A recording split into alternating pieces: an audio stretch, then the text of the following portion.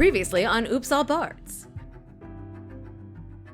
Meet Belle Cernomiel, Clarice Sauercloud, Andric Harrowhold, Poochton Ruckus, and Kelonian Stumps, 5 bards whose fates will soon become entangled. It's graduation day at the Shalamir University of the Magical and Martial Arts, aka Mage Martial.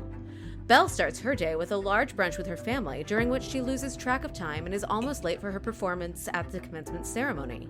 Clarice has decided to skip her graduation in lieu of earning overtime at her part-time job at Enchanted Grounds, the on-campus coffee shop, but a letter from her mother has her questioning her postgraduate path. Andric is preparing for his role as Marshal of Urvara Hall, which means he'll be reading from the Roll of Remembrance at Commencement, and one of his professors has just given him a ceremonial sword to wear to graduation. Ruckus gets a little distracted on his way to graduation, first by a squirrel, then by a small goblin child with an ice cream cone, then by a couple of horses, and finally by several students playing bug ball, his favorite sport. Kelonian begins his day lounging outside in the university's medicinal gardens, workshopping a song with his chicken friend Angel, and then heads to graduation. Not to attend the ceremony, but to protest the commencement speaker, Gideon Stormcaller, the acting Secretary of War. Andric and Kelonian have a little dispute about the appropriateness of the protest and whether or not pacifism is a luxury, and then Andric heads inside to perform his duties. Graduation is about to begin. You wanted monsters all slain by their betters, but you ain't seen nothing like arts and letters. Look who has answered the cry of distress. Oops, it's all bards. Oh, what a mess. You think we're a joke, but in truth we're all id. We fight like we learned it in books, 'cause we did. We all survived college with charisma impressive. Oops, it's all bards, and yes, it's excessive. If you're still confused, we'll explain to you thus. There's nobody left, so that's why they called us. We'll fight or we'll otherwise roll for successes. Oops, it's all bards. We hope that addresses all that you have to know to enjoy listening to our all bard party sent off on a mission. How'll it go? Well, we're sure you can guess. Oops, it's all bards. Oh, what a mess.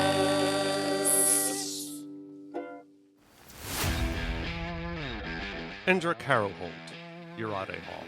Belle Cernomiel, Flatley Hall. Kelonian Stumps, Saluver College. Clarice Sauercloud, Talmadge Hall. Ruckus, Doghook, Go, Bananas. Welcome back to Oops All Bards, the actual play D&D podcast that does what it says on the box. I am your host and game master, Jillian Ashley Blair Ivy, but if you call me anything other than Jill, I'm going to assume you're my mother.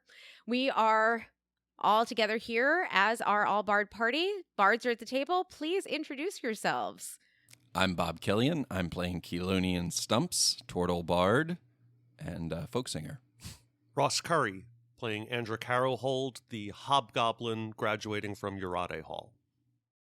Ashley Banks playing Belle Cernomiel, the Azamar Bard graduating from Flatley Hall. Anne Coleman playing the halfling bard Clarice Sauercloud. Chris Klinecki playing Poochton Ruckus, last name first name so he goes by Ruckus, a dog folk graduating from the College of Sticks and Stones. Thank you, everybody. We also have Nate Runkle at our table. Nate is our producer. He is going to be both the quietest and the loudest member of our crew. You will be hearing everything that Nate has touched. You just might not ever hear his voice. Where we last left our players, it was graduation day at the Shalamir University of the Magical and Martial Arts, aka Mage Martial. The sun is shining, the birds are singing, and somewhere a young goblin child is still recovering from a pretty wild dogfolk back ride. In our last episode, we met our players, all the bards who are about to graduate from Mage Martial. Belle has just had a lovely long brunch with her family in Flatley Hall and is arriving to the commencement ceremony she's supposed to kick off with her dance performance. She and her fellow dancers are also furiously chugging water after Belle's hangover cure was revealed to cause extreme bloating. Andric is ready to read from the university's Roll of Remembrance as part of his duties as the Marshal of Urvara Hall. Ruckus got a little distracted playing bug ball on his way to commencement, so he's running about 10 minutes behind, but he'll get here eventually. And Clarice and Stumps are both skipping out on graduation entirely. Clarice, because she's not a big fan of pomp and circumstance and would rather just pick up some overtime at Enchanted Grounds, the campus coffee shop. And Stumps is outside of the commencement ceremony protesting Mage Martial's commencement speaker, Gideon Stormcaller, who is Urvara's acting Secretary of War. And now that we have all of that out of the way, we're going to get started with episode 2.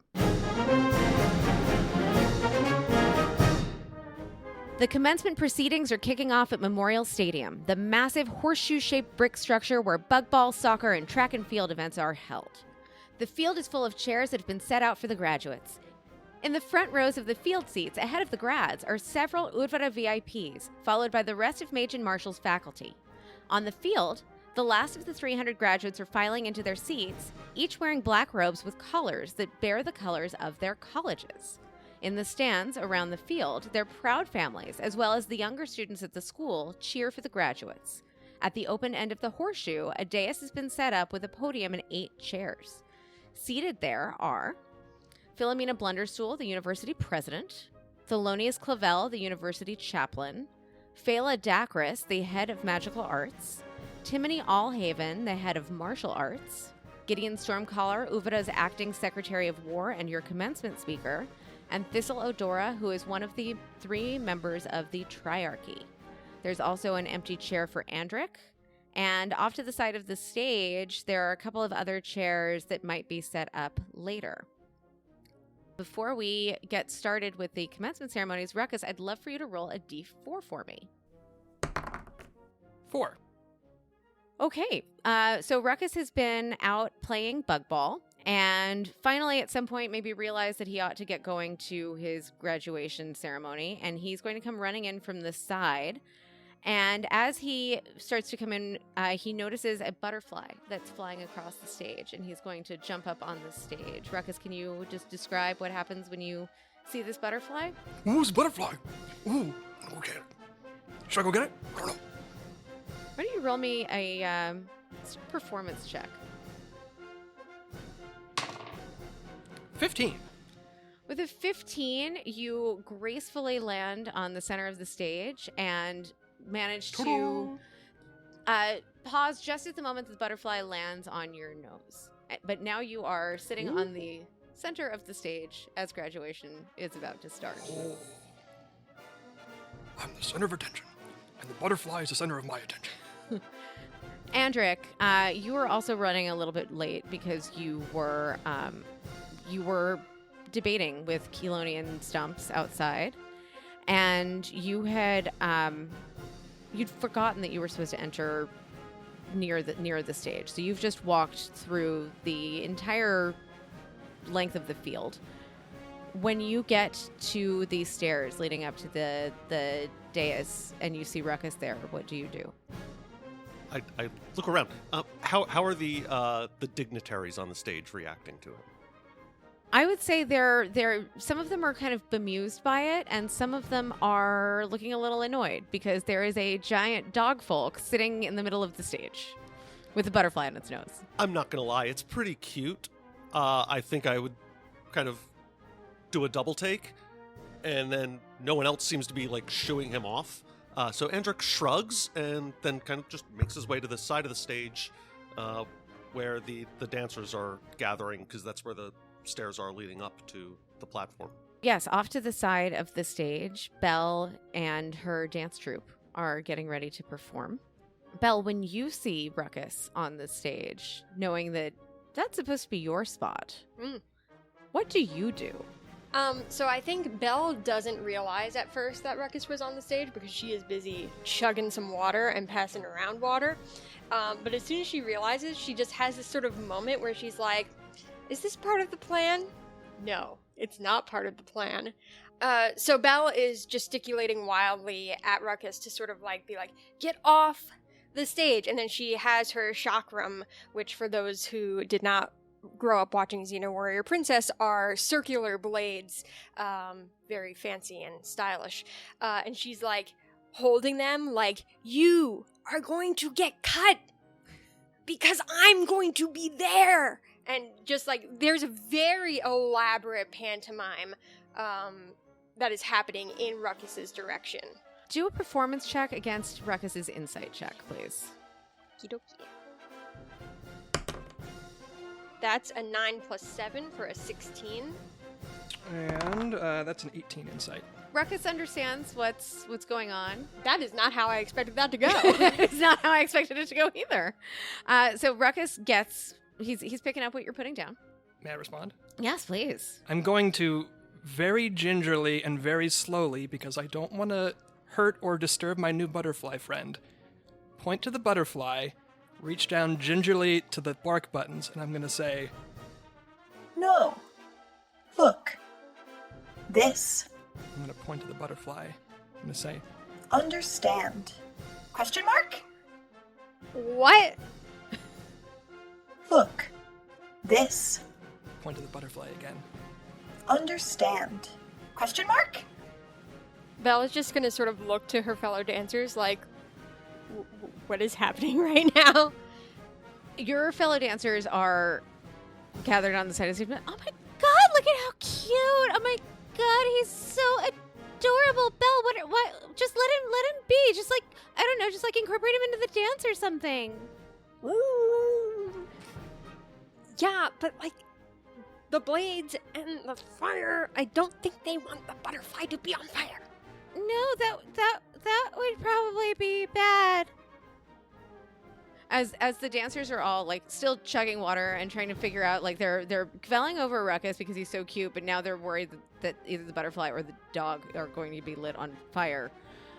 You hear over the loudspeaker, "Ladies and gentlemen, please take your seats. Our commencement ceremonies are about to begin."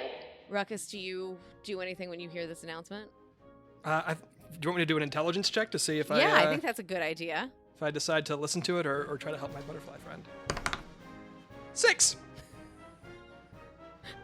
Belle, I'm sorry. It sounds like you're going to have to incorporate Ruckus into your performance.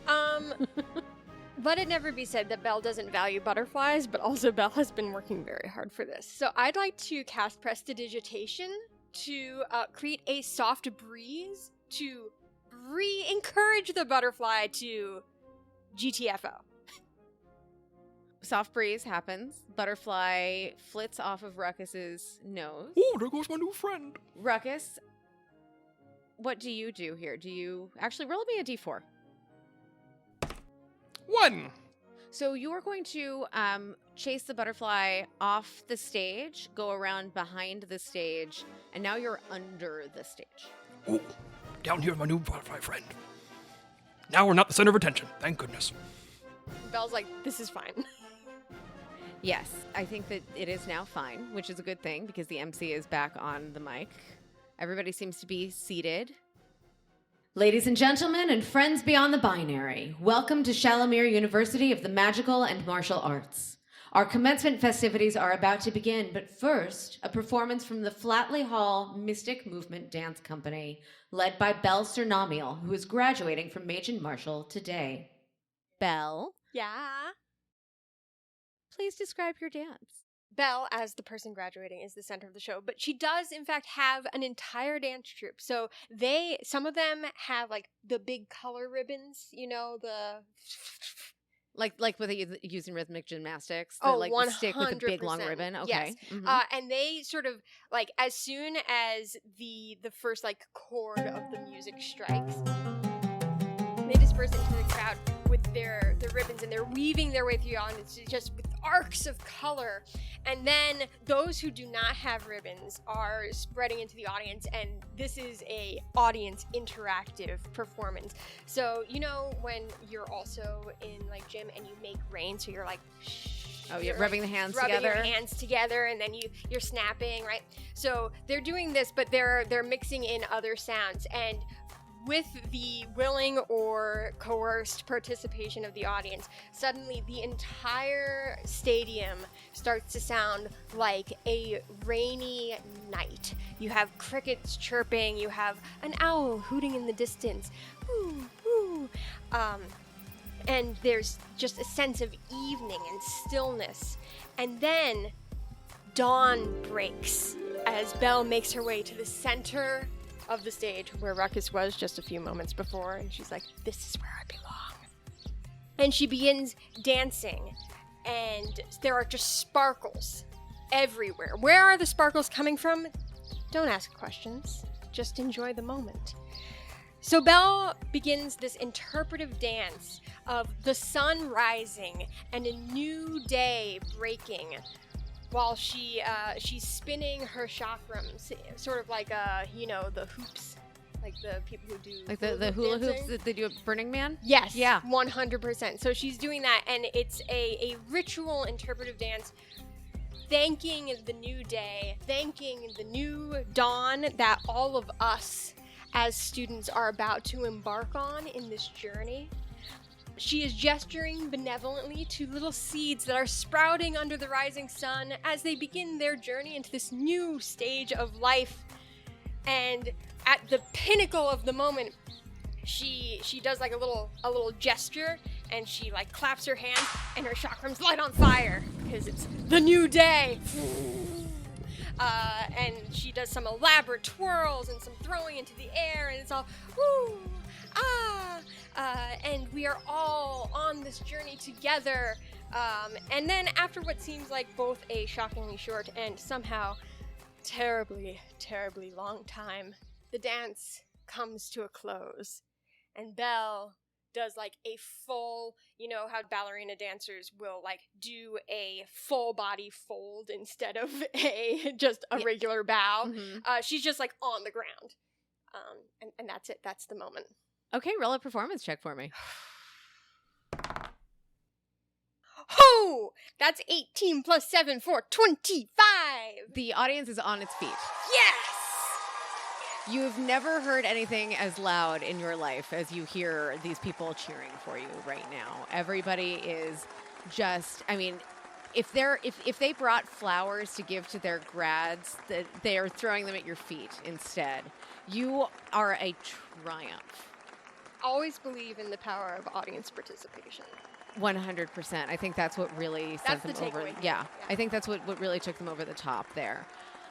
So after the audience dies down, which takes a very long time, this ovation goes on for several minutes. You start to exit to the side of the stage, and Philomena Blunderstool, the president of the university, nods over at one of the chairs that's kind of sitting off to the side of the stage and winks at you like, "No, it's fine. You take a seat with us here." Bella has a moment where, like, because all of the rest of the dance team have like come together, and they're all like, "Oh, you were so good," and she's like, "Oh my god, no, I couldn't have done it without you. You guys are the best," and like there's like happy tears. It's just such an emotional moment. But then she gets the nod, and she's like, she sort of like glances over to where she knows her family is, and she's like thumbs upping, like, look at me. And she goes and she sits down. I assume there's a robe that she needs to... there's a robe that you probably had just kind of right off the stage. So actually, do a performance check on your re-robing. Cool. Yeah, because she's definitely was wearing like a full outfit. Yes, I envision some sort of like unitard with maybe like other like flouncy layers over it. Yes, or and sparkles, Mhm. lots of sequins. There's like lots of symbolic like flames of life, but Mhm. also, you know, a little sun with a smiley face Yes. on it for inexplicable reasons. Beautiful. So as your fellow dancers go take their seats, roll a performance check to see how adeptly you re-robe. Yes, so there's a joke in the dance community that dancers are full of grace when they're on stage, and then as soon as they are no longer dancing, all bets are off, and this is holding true because I just rolled a 7 plus 7 for a total of 14. You get a little bit lost putting on the robe. It opens in the front, but you actually, the last time you took it off when you were trying it on or like taking pictures, you didn't bother to unzip it. You just pulled it off over your head, so now you're putting it back on that way. And you get a little bit lost, like you put your head through one of the sleeves at first. To be fair, start. those sleeves are super They're big. super big. They're super big.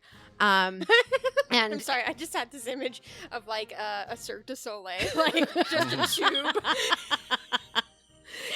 yeah, kind of like that. Yeah. Kind of like that. And so Timony Allhaven, the head of martial arts, starts to laugh and just very gently is going to reach over and like tug the robe down so that you get the robe fully on your person and you can have a seat. at the seat that has been kind of brought out for you. Bella's definitely going to be like, thank you. So through all of this, the Mage Martial band was vamping because now it's Philomena's turn to take the stage and welcome everybody. And so she's been watching. She was so proud of your performance. Now she's just completely flabbergasted by your failure to do something as simple as put on a robe and sit down. And but that seems to be settled now. Everybody is going to settle down. The music fades out, and Philomena takes the podium. Thank you, Miss se01ep and the rest of Mystic Movement for that truly unforgettable performance. And welcome, graduates, family, and friends to Shalamir University of the Magical and Martial Arts. I'm Philomena Blunderstool, and I have been fortunate to serve as the university's president for the last decade. And then she proceeds to introduce the VIPs on stage. We already have met them, so I'm not going to go through her whole speech. And after everybody kind of does their little diplomatic wave to the audience, she's going to come back on the mic and say, as you know, it is a tradition here to begin the proceedings with the reading of the Roll of Remembrance by the Marshal of Urvara Hall. This year, the honors go to Andric Harrowhold. Andric? Since last commencement, the university bid farewell to these esteemed members of our ranks. Designation B4ZL from Mission Hall. Alocasia Crake, Broxton. Rihanna Delahaye, Haldane. Marzana Erkas, Aurora Hall. Helmut Hammerhand, Saluver. Leona Leone, Urade Hall. right at this moment, there's a loud crack of thunder, and the sky goes dark. Clarice and Stumps, because you are outside of the stadium, would you please both roll perception checks? I've rolled a 15. 15? And Stumps, because you're right outside of the stadium, you can roll with advantage. Okay. 23. Which I'm Okay. guessing I won't get better than that. I don't. That's all right. 23 good. is plenty good. Even 15 is pretty good. So let's start with you, Clarice. You hear this crack of thunder. You notice that it's gone dark, but not in the way that, like, when the sun is momentarily behind a cloud goes dark. It's real dark, real fast, like a storm is rolling in. There were no storms in the forecast. What do you do? I'm going to step around the coffee bar and lock the front door, and then step behind the counter again to go into the back and look out the back door into the alleyway. Roll me a perception check. It's a 22. So what you see as you look down the alley, you can't really see the stadium from here, but you can see, if you look up, the clouds that have made everything so dark seem to be concentrated right over the stadium. What do you do on noticing that?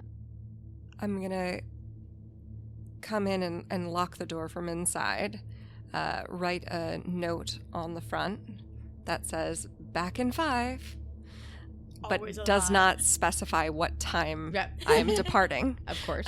Um, They never Genius. do. They never do. Foolproof. and then Clarice is gonna call out across the back alley. So she's left a note on the front door. She's looped back to the back door, which is now locked from the inside. She pockets her key, and then she starts to head across the back alley, cautiously along the side of the alley past Urade Hall, and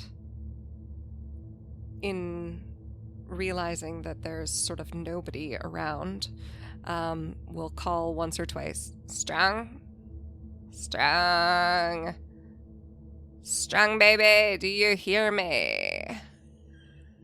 Strung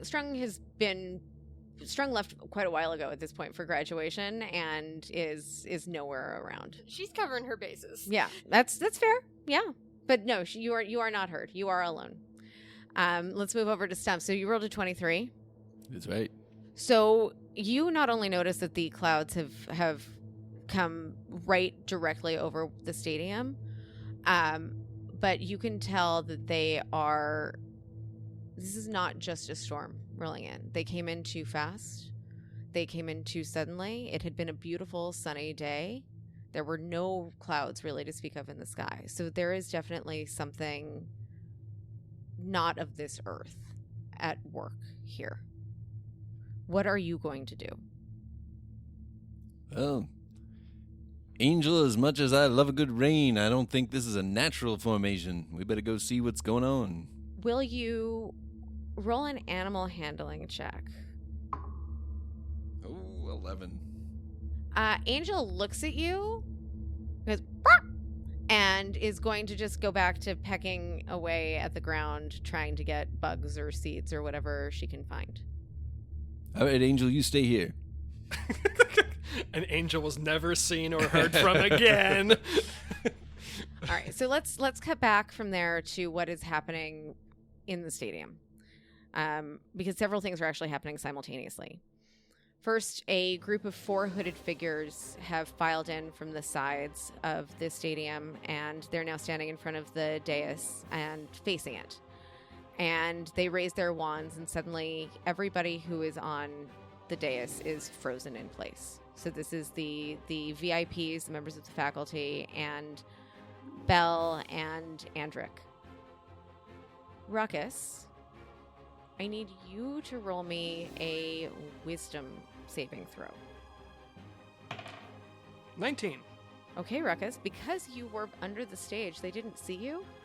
Their spells do not actually reach you through the stage. So you are not frozen. Everybody else on stage is. Great. How's the butterfly? Roll me a perception check. Let's see if you even notice what's going on or if you're focused on the butterfly. 14. Yeah, you're still pretty focused on the butterfly. Like you heard a thunderclap, but That's okay. yeah, I can make those myself. It rains. So yes, and it does rain in Shellamere from time to time. You're on a lake. You get the lake effect like Chicago. So in addition to those 4 figures who have filed in and have frozen everybody on the stage in place, a huge dome settles over the graduates and the faculty who are on the field, and also the spectators in the stand. Only those on the dais are spared, but they are frozen in place. Does anybody want to roll an Arcana check who's in here? So it really would be Belle or Andric. Well, question: we're frozen in place.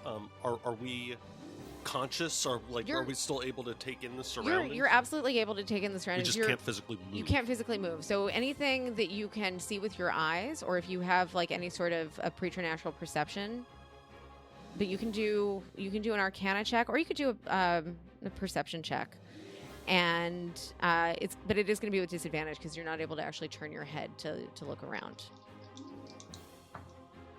It's going to be an 8. And you said Arcana and Perception? Or either Arcana or Perception. Okay, I'm gonna do Perception. Andric, you are just so surprised by being interrupted. 9! Yeah, Belle, you are also very surprised by having been interrupted, and neither of you really know what to make of this situation. You know that you can't move, and you have just watched this giant dome made of energy descend on everybody who is not on the stage. You have no idea the source of. You can safely guess that the people who are pointing their wands at you are the ones who have you frozen in place, but you have no idea where the source of this dome comes from. Also, as all of this is happening, a massive illusion appears in the sky. You see a slender, elven man with long silver hair that hangs down his back. It is the deposed dictator, Phineas Malveaux. So, just to clarify, Clarice from several streets over would be able to see it because of its altitude. You should be able to at least see part of it. It's oriented so that the people in the stadium can see it clearly. But actually, roll me a perception check. That is a 17. You can hear it very clearly. Keylonian, will you also roll me a perception check? Yep. 19. You can hear what's happening very clearly as well. So what you are going to hear is a voice that is familiar to you because you've heard recordings of it in your history classes, but this is not a voice that is a part of your lived memory. This is kind of like if any of us were to hear a recording of JFK's voice. Or Jimmy Stewart. Or Jimmy Stewart. We know the voice, we recognize the voice, but we've never actually seen this person in the flesh. And it's going to begin. Well, hello there, Shalamir. I am sorry to interrupt your festivities today, but gosh, I sure have missed you these last 30 years. Your beautiful scenic vistas, your era of potential, your undying loyalty. Or at least I sure thought you were loyal. For 50 years you were, and it was yes, Premier Malveaux, sir, and then all of a sudden I'm being taken out of the Alcazar and hanged in front of the Sovereign House. I ask you, is that any way to treat your one true leader? Lucky for all of you, I'm pretty hard to kill. So now I'm back, babies. You miss me? Don't worry about answering. I won't be able to hear you. I'm in an undisclosed location until the mechanisms are all in place for me to come back again. Anybody who can hear this. Actually, anybody who can see this. So let's stick with Belle and Andric. Roll me a perception check. This time not with disadvantage, though? This time not with disadvantage. Just straight up perception check. It's a 9. Nat 20, baby. Nat 20. With a nat 20, you note a couple of things about this projection. You notice that it is definitely Phineas Malveaux. He's older than he was at the time of his presumed execution. About 30 years About older. 30 years older. He's an elf, so like they age at a different pace, but he's definitely he's a little bit more distinguished looking than he had been before. He has one chin whisker that he didn't used to have. Just a couple, 30 years of elf right there. The crow's feet are a little bit more visible than they had been. Yeah, well, like being dead. We'll do that to a being person. being dead, presumably. And will- being dad. being dad. We don't know what he's been up to for 30 years. You're also going to notice that he's dressed in the modern style. So this is not like an archival footage that somebody has updated. He's dressed during his administration, his reign. Everybody was wearing very structured, very tailored, very plain clothing. In the last 30 years, fashion has really flourished, and you're seeing wider legs in the pants, more full skirts, more colors, and so he's wearing something that's much more reflective of what the style is today. And with that nat 20, you're also noticing that he's using the modern name for the city Shalamir, because Shalamir was renamed at the time of the peace accords. It had previously been called Kavlak. So there's a lot of information being shared through this hologram that leads you to believe that this is truly Malveaux. This is the real deal. It's the real deal. It's not a deep fake. It's not an actor pretending to be him. It's not past recording. It's not like using, it's not reassembling archival footage. So as far as you can tell, Phineas Malveaux is back. Ruh-roh. Sorry, Ruckus, was that appropriative? I can't hear anything. I'm my little butterfly. He's real focused on that butterfly. Always a great little butterfly. And so you notice all of this as he's still speaking. And speaking of me coming back, Thistle-Odora, I am so very disappointed in you. What would your parents say if they could see you today? No, wait, don't answer. I don't actually care enough to draw it out of you, and like I said, this is a one-way communique. But what I do care about is that you and those other members of your so-called triarchy, Harlan Cantrell and Carlotta Abeldown, are standing in the way of my return to my rightful seat. And my supporters and I, well, we think that's treason. And the hologram, or this image, shifts perspective, and even though it's facing the same way for everybody in this moment, it seems to be zeroing in on Gideon Stormcaller. Even though, again, this is a one-way thing, but Stormcaller, as the commencement speaker, it's kind of assumed where his seat would be on the stage. And the illusion of Malveaux continues. Don't think I'm forgetting about you, Stormcaller. Secretary of War. My God. Had a lot of wars lately? No? Well, if the Triarchy doesn't step down by midnight tomorrow, I'd say you're in for a big one. A big one. Ta-ta! And with that, the illusion disappears. The hooded figures before you in front of the stage are going to lower their wands, and all of you that have been under the hold person spell, so that's going to be Andric and Belle, and also our faculty and VIPs on the stage, are going to find movement returning to their bodies. But the dome of energy that is covering pretty much everybody else in the stadium is still there. Everybody roll for initiative. All right. Ruckus. 10. Clarice. 17. Belle. 23. 23. Andric. 11. Stumps. 3. Oh boy. All right. Now Slow I need and to... steady. That's right. All right. So I've just put the initiative in front of everybody, and we are going to start. So Belle, you are up first. Cool. Belle is going to immediately move to her feet and say to the baddies, like, are you gonna deal with that? Gesturing to the dome of energy, because that's her major priority here. Mm-hmm. The baddies are just going to look at you, look back at the dome, and shrug. Yeah, shrugs aren't an answer. Are you gonna deal with that or not? They just are now staring at you impassively.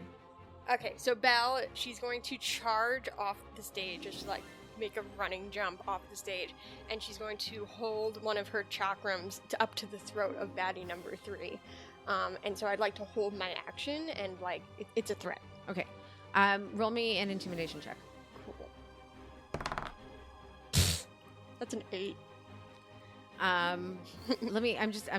We're gonna roll it opposed and see. She maybe got a little tangled in her robes. I think it's actually that the glitter from her costume is sort of sparkling through the gown. Yeah, I think you're very right. So, okay.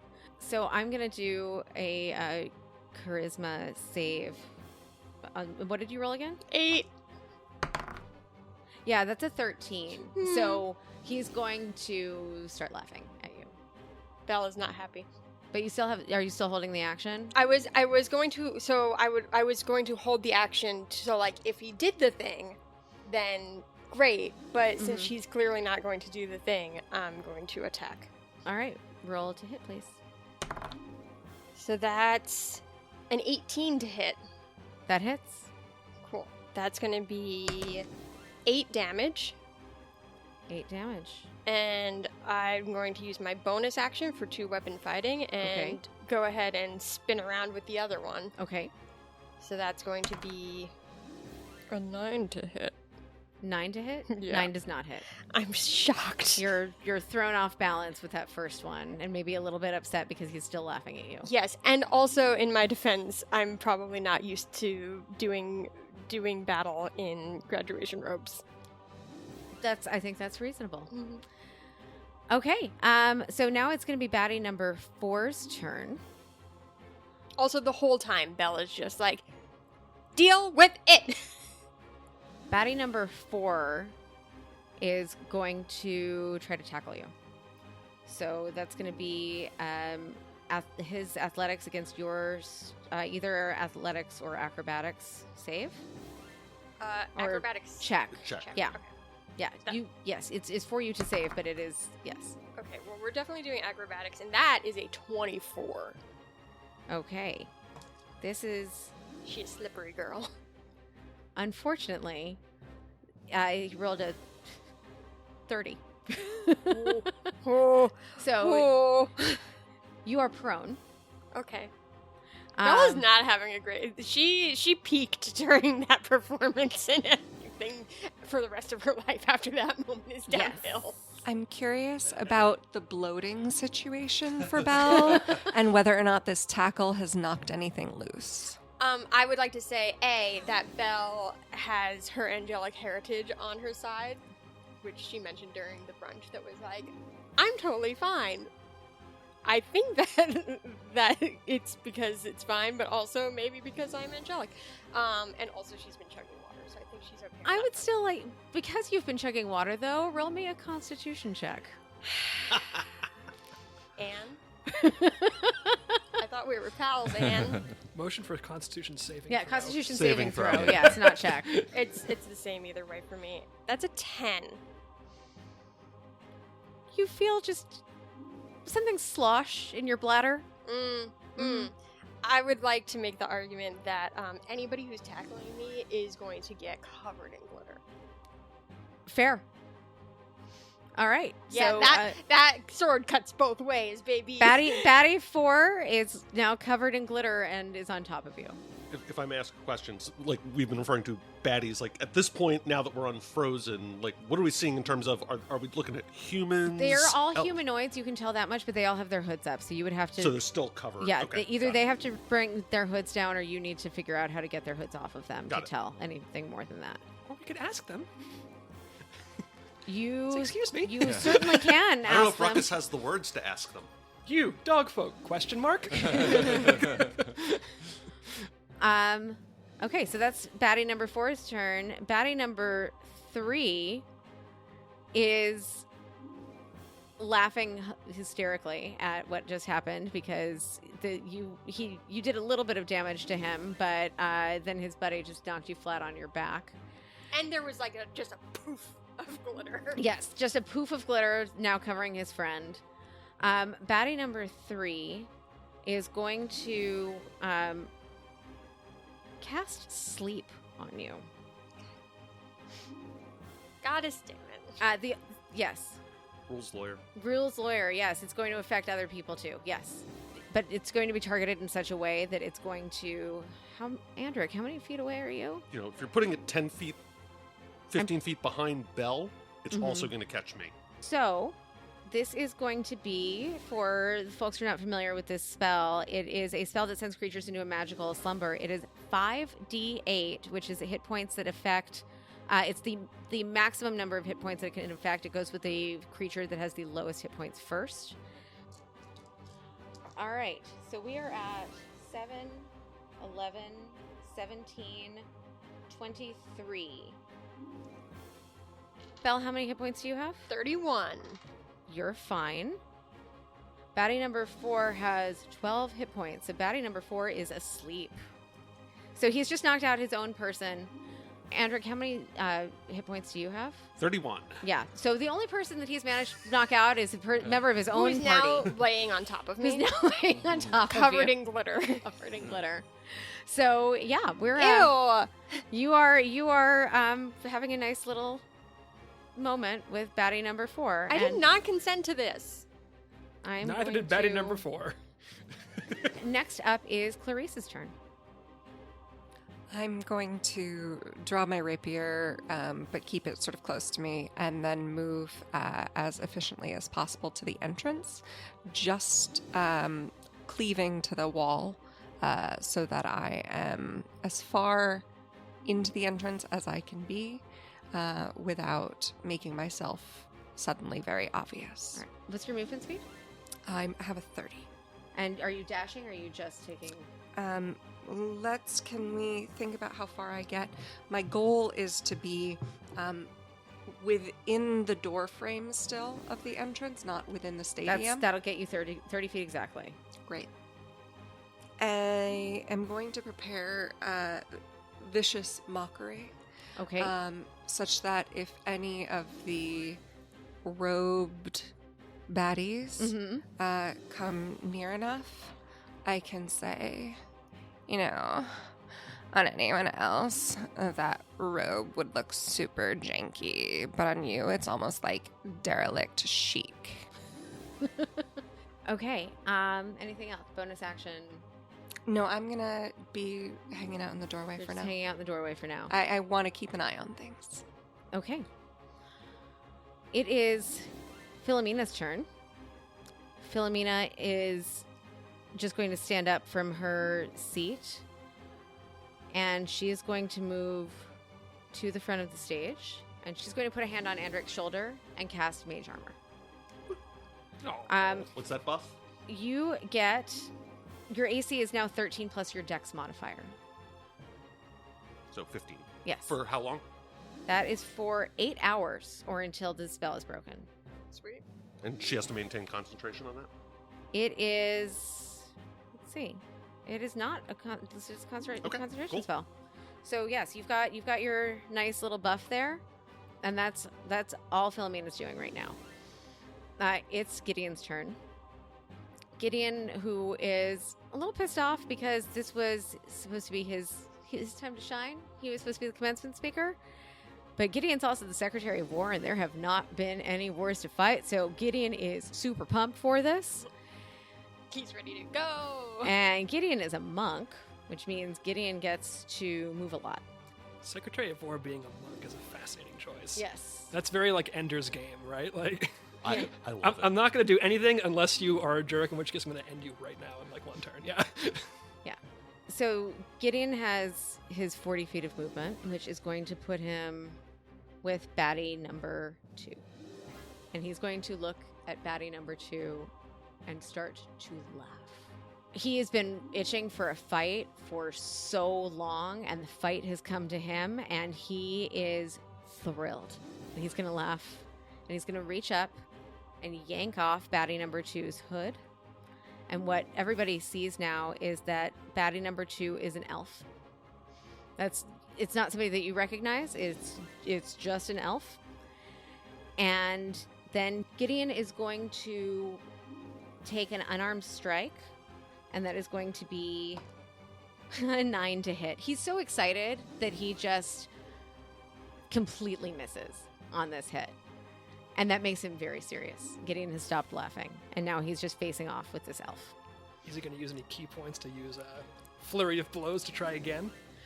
He's not right now because he's still trying to just kind of get a lay of the land. But yes, I think that he doesn't need to right now. He doesn't need to right now. And so that's going to be Gideon's turn, and that means Andric, you are up with your mage armor. Andric, feeling invigorated by what President Blunderstool cast on him, looks back to one of his favorite professors, Professor Dacris. Says, I think we should get the ceremony back on track now and deal with this later. Professor Little, I trust you have this in hand, and I'm going to give Bardic Inspiration to Fila. Okay. So that's my bonus action. And that's a 3 that Fila can add to ability check, saving throw, or attack. Okay. And then seeing Secretary Stormcaller engaged with 2, Andric is going to... He whips back around and is going to cast Shatter, dropping it on a point so that it catches baddies 1 and 2, but not Secretary Stormcaller. Okay. How does that mechanic work? What do we have? Do I have a savings roll? Yep. Shatter is I'm burning a 2nd level spell slot. Need a Constitution saving throw from 1 and 2. From 1 and 2. Con save, you said? Yep. One got a 6 and the other got a 19. Okay, so the one that got a 6 takes 12 points of thunder damage. The one that got a 19 takes 6 points of thunder damage. Okay. They're both still very much standing. Cool. All right, so that's bonus action, and then Andric's going to use his movement to hop off the stage and kind of get right up next to Gideon and kind of go into a protective stance over Belle. Okay. That's my turn. That's very kind of you. You are also in a protective stance over The sleeping baddie. sleeping baddie. Ross, when you said we want to get this ceremony back on track, I thought you were going to give inspiration and then proceed to read the names. That's so true. Yeah, keep going with the names. Edit. No. No. All right, Ruckus. I thought so too.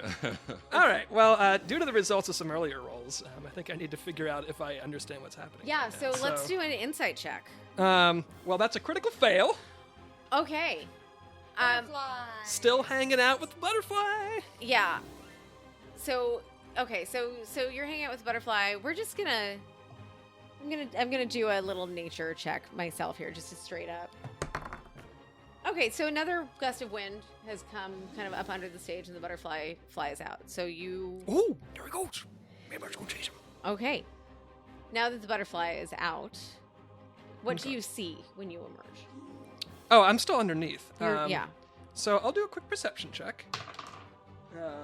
Let's see, that's an 11. So I guess I would still see the butterfly.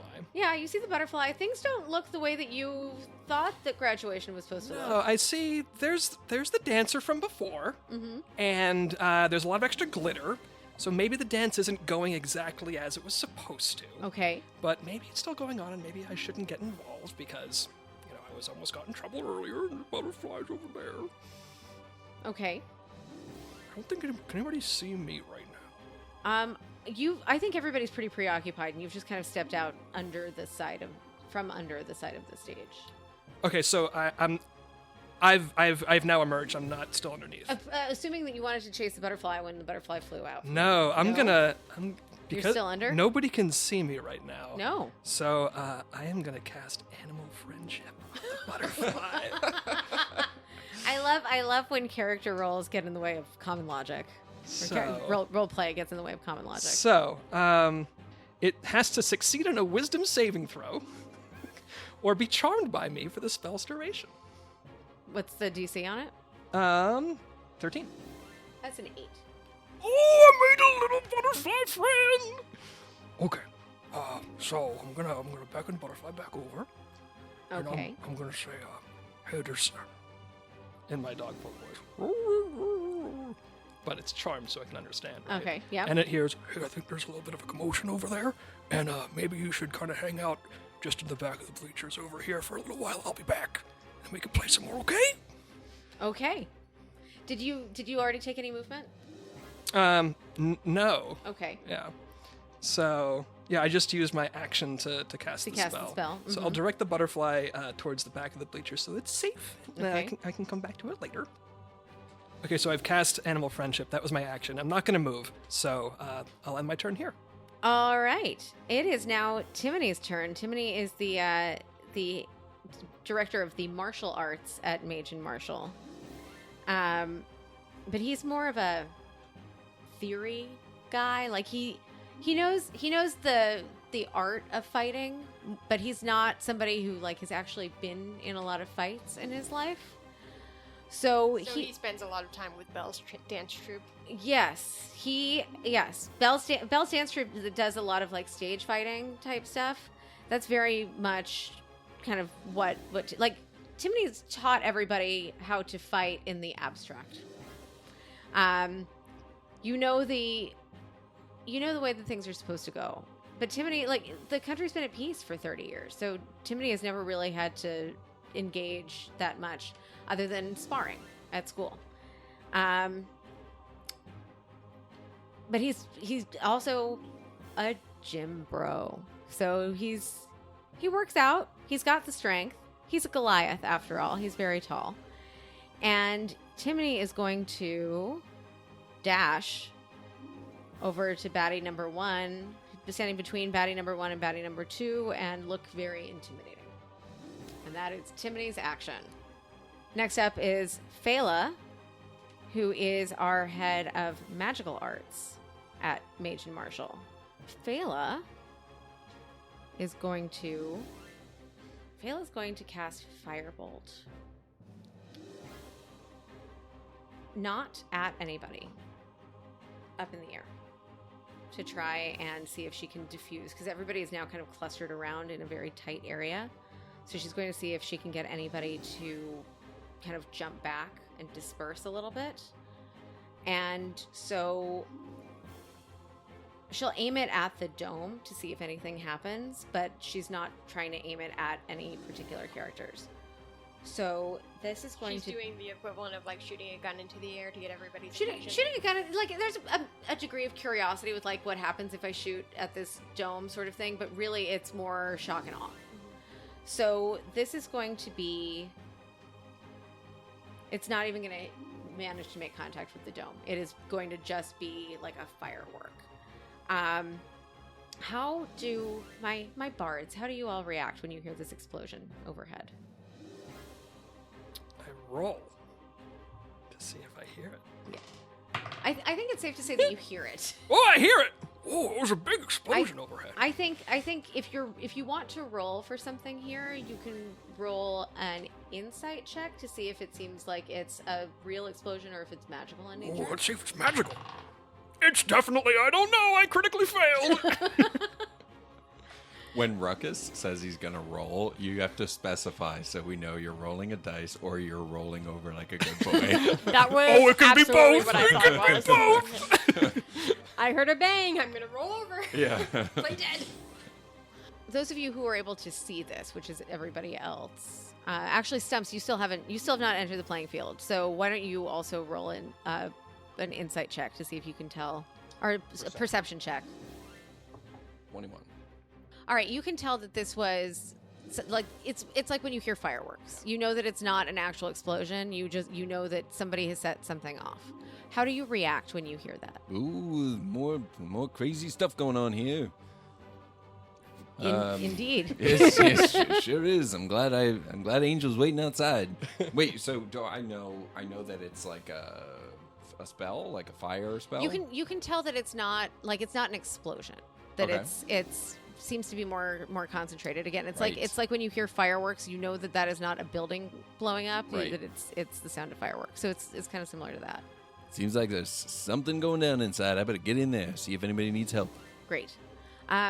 Clarice, because you were standing in the doorway, you probably would have seen this.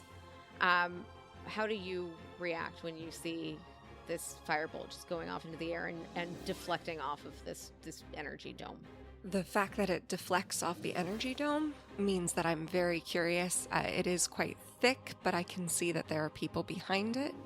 And so it's going to change the action that she had readied. And instead, she's going to be trying in the future to surreptitiously get close to investigate this dome. So she still has her rapier out, but not her rapier wit readied. Okay.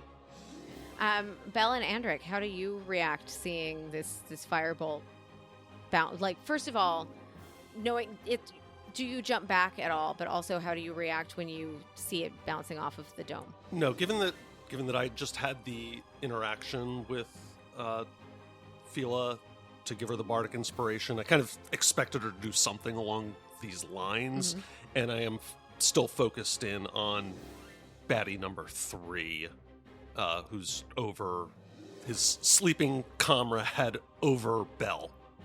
Yes, and Belle definitely does not jump back because Belle is currently laying underneath a sleeping hooded figure, and she's just sort of flailing her arms inside of her graduation robe. Yes, Just a little- yes, like one of the things up front of car dealerships. Yeah, exactly.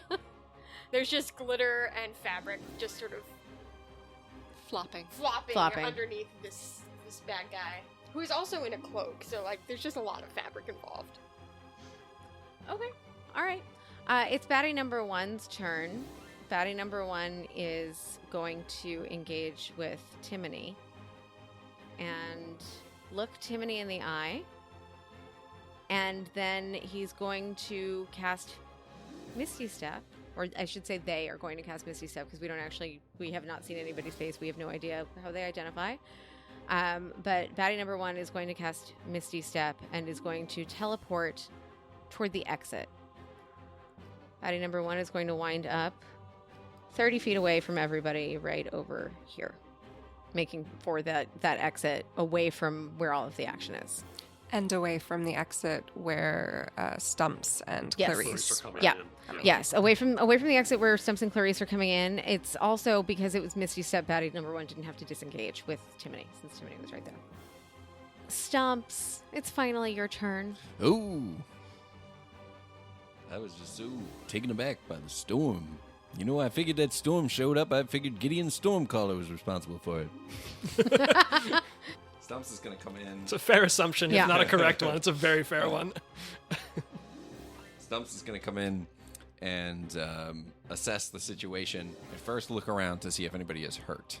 And I believe no one has been hurt, right? No one has taken any damage. Well, some of the baddies have taken some damage. None of the other bards or the school officials have taken any damage yet. Only emotional damage. Yes, plenty of that. Right. Well, you know, I don't want to make any assumptions, but those hooded figures look a little shady over there. I think maybe they might be responsible for this. Oh, let me see if I can do something about this situation.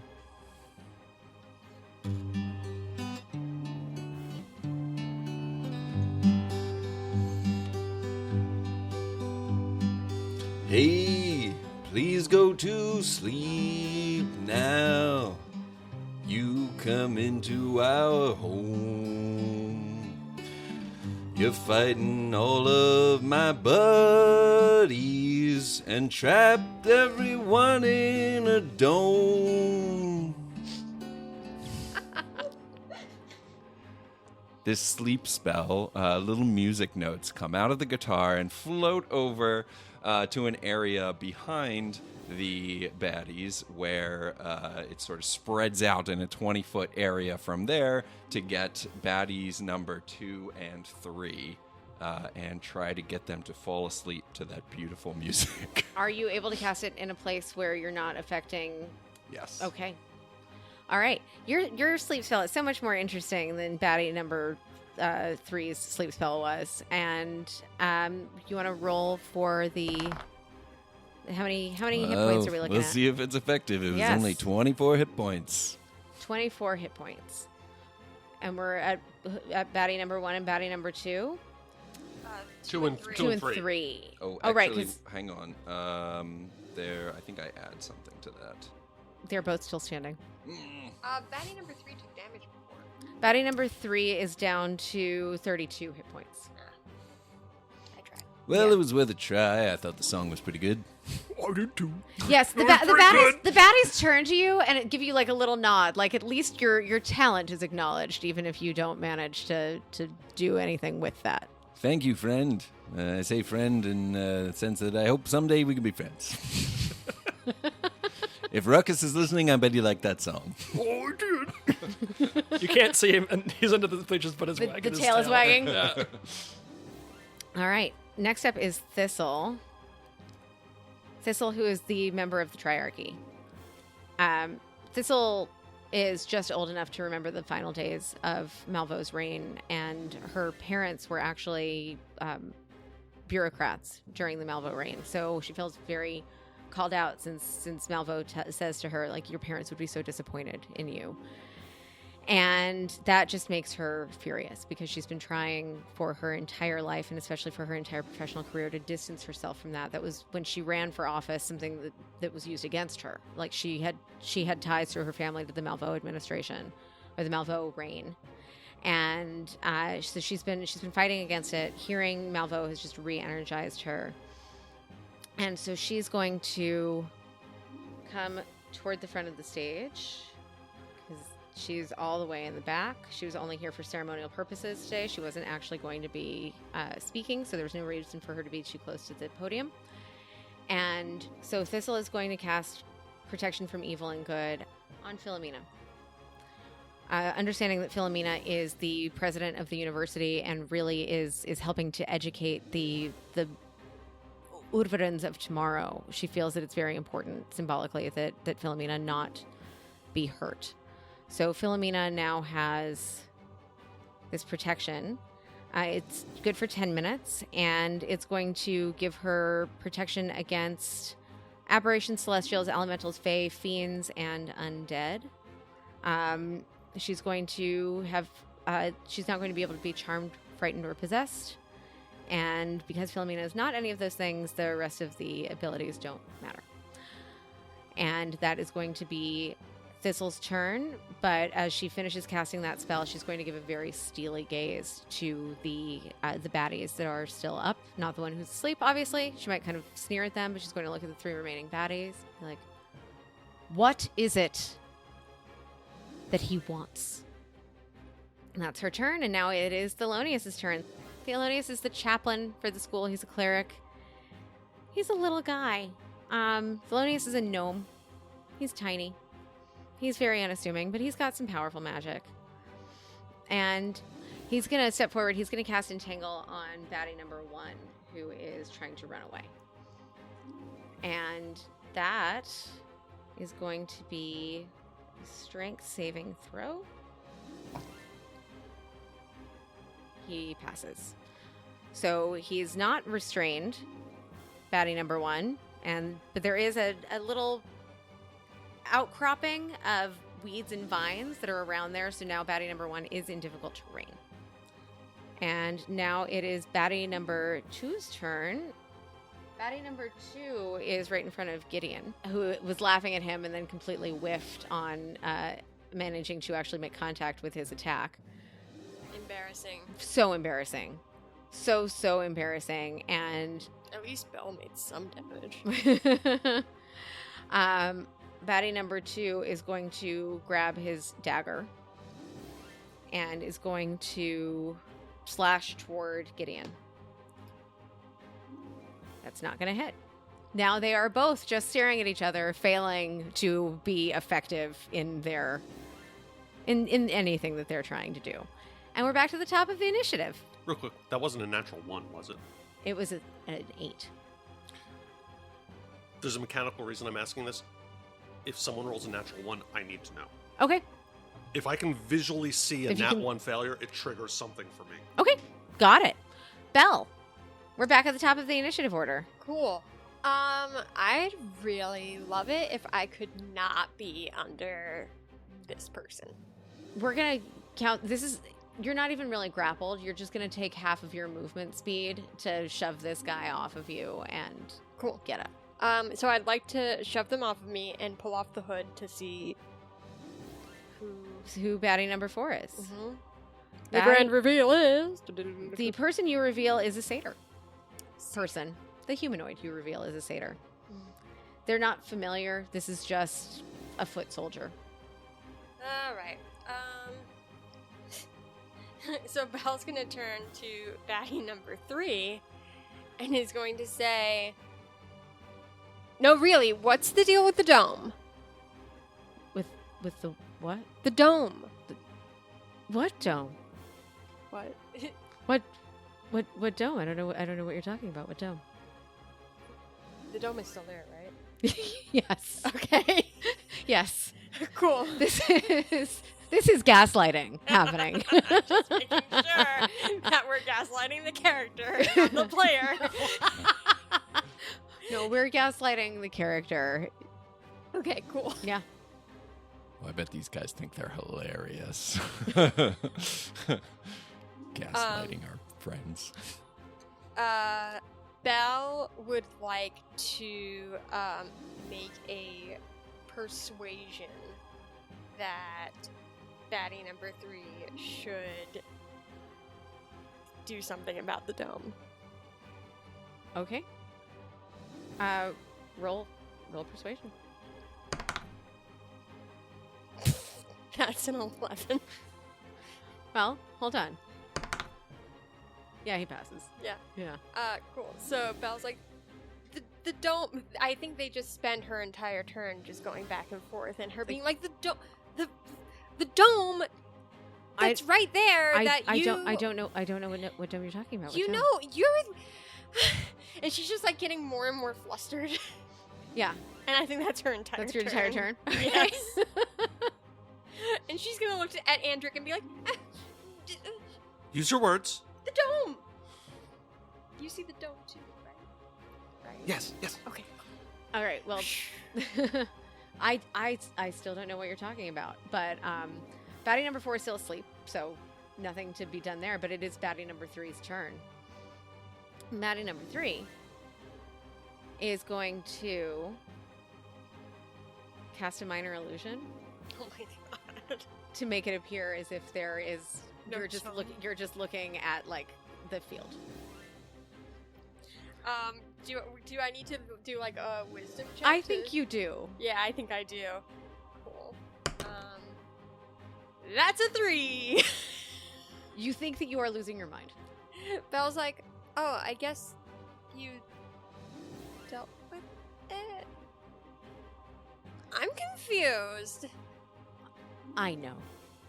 Can Belle just like pick up some glitter and just flick it at the bed? Yes, absolutely. It's not even her turn, but she's just Yeah, 'cause it's not going to do any damage. Yeah, I think that's it's just petty. like, even if you just kind of like blow it off of yourself, just like shake it off and it lands on him. Clarice, it's your turn. So it is. Clarice is going to, at the very edge of her range, attempt to enthrall the nearest baddie to her.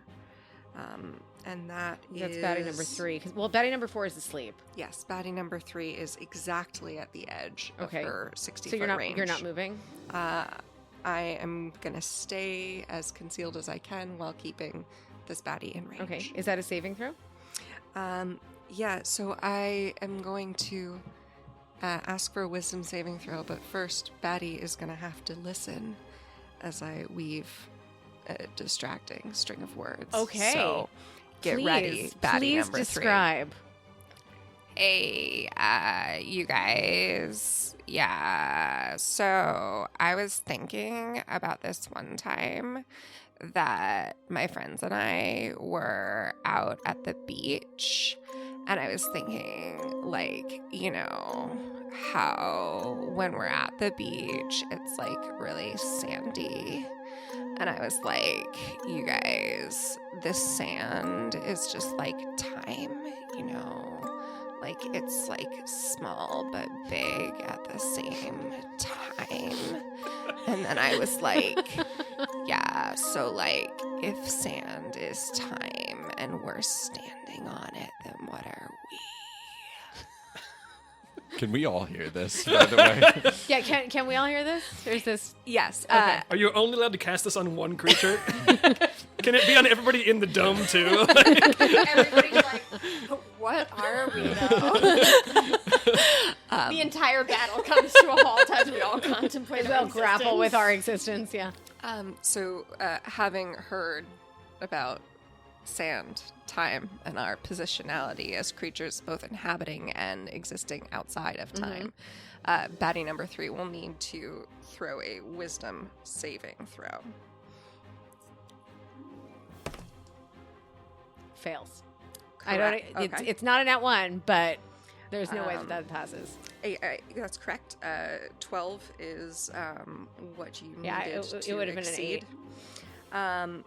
And this target now has disadvantage on all wisdom checks, related checks.